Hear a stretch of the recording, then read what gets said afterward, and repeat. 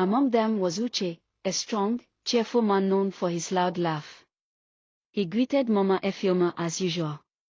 "Mama, keep one big fish for me. I will eat when I return." Mama Efioma forced a smile. "Go well, Uche." The sun was bright, the sky clear, and the water looked calm. The young men splashed, shouted, and wrestled in the shallows.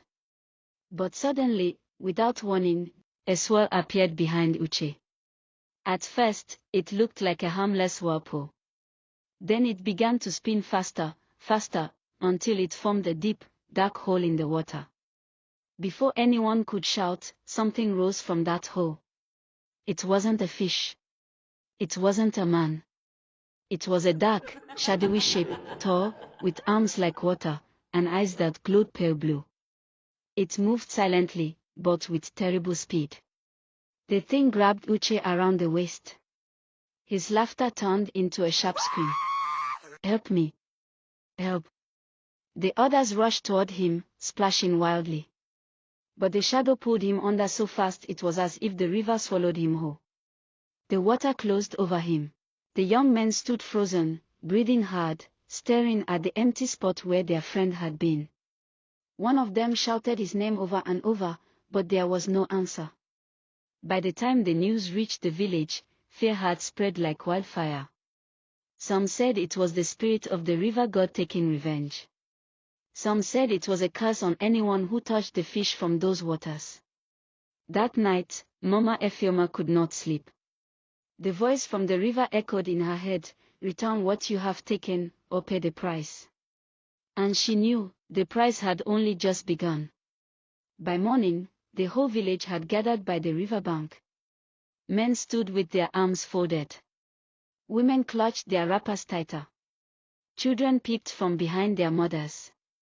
Uche's mother was wailing, her voice tearing through the air. "My son!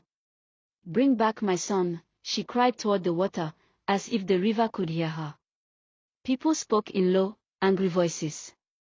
"It's because of those catfish she keeps selling.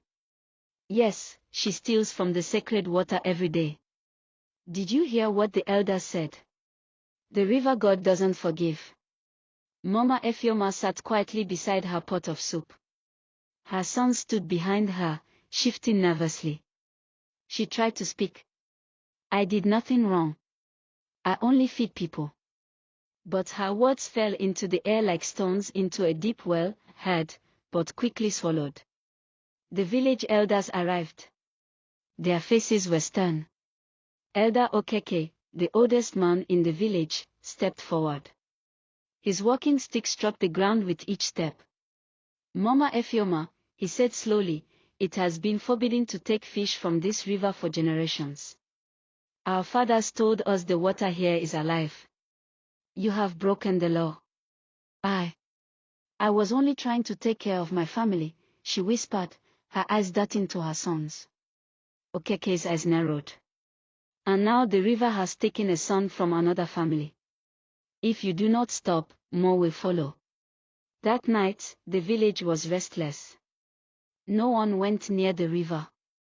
Even the frogs and crickets seemed silent. But in the darkness of her heart, Mama Efioma's hunger for profit burned hotter than her fear. She told her sons in a low voice, "We cannot stop now. People will forget, and business will return." The next morning, she returned to the riverbank with her cooking pot as if nothing had happened. She stirred her soup. She laughed with the few customers brave enough to come. That night, Mama Efioma had just finished selling the last plate of food. The fire was dying down, and she was packing her pot and leftover fish into a basket. Her two sons sat a little distance away, resting after a long day. The moonlight shimmered on the water. Just then, they heard footsteps. A tall, graceful woman walked out from the shadows. Her hair was long and shiny, her skin glowing like it had been kissed by the moon. She wore a flowing wrapper that seemed to sparkle like fish scales. "Good evening, Mama," the woman said with a gentle smile. "I heard you sell the sweetest catfish by the riverside. May I buy some?" Mama Efioma looked at her closely. There was something strange about this woman, but she pushed the thought away. "Oh, you came late, my sister," she replied, laughing.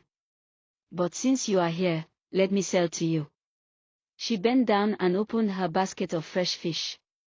The woman knelt too, her eyes fixed on the fish, but her gaze was deep, almost hypnotic.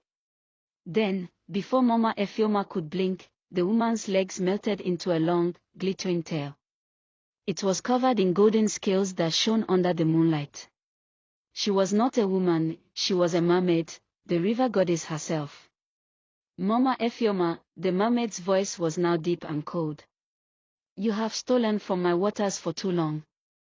Before Mama Efioma could scream, the mermaid's hand shot out and grabbed her wrist. With one powerful pull, she dragged her towards the river. "Mama! Mama!" her sons shouted, jumping up, but it was too late. The mermaid slipped into the water, taking Mama Efioma with her. The river closed over them without a splash. The boys stood frozen, their eyes wide with shock. Their mouths opened to shout, but no sound came out. From that moment, they could no longer speak, the horror had stolen their voices forever. And the river flowed on, calm and silent, as if nothing had happened. For a long time, the boys stood there, staring at the spot where their mother had vanished. The moonlight danced on the river's surface, but deep below, their mother was gone. They tried to run to the village to tell someone, but when they opened their mouths, no words came out. Their tongues moved, yet no sound escaped. They could only make soft, breathy gasps. When the villagers saw them running into the square, eyes wide and tears streaming, they gathered around. "What is it? Where is your mother?" old Papa Uche asked. But the boys could only point to the river, trembling like leaves in a storm. The elders exchanged worried looks. They knew the stories, the river goddess never forgave those who stole from her. Still, they went to the riverside with lanterns and sticks, calling Mama Efioma's name. The water was calm. Too calm. Not even a ripple answered them. Days turned into weeks, and Mama Efioma never returned. The boys stayed with their uncle, never speaking again. People said their voices were locked away under the river, trapped in the mermaid's palace. From that night onward, no one dared to fish from that river at dawn. And whenever someone passed by late in the evening, they swore they could hear a woman's voice singing from under the water, soft, sweet, and sorrowful. Some claimed it was the mermaid. Others whispered it was Mama Efioma, calling for her sons. But one thing was certain, the river had taken its revenge.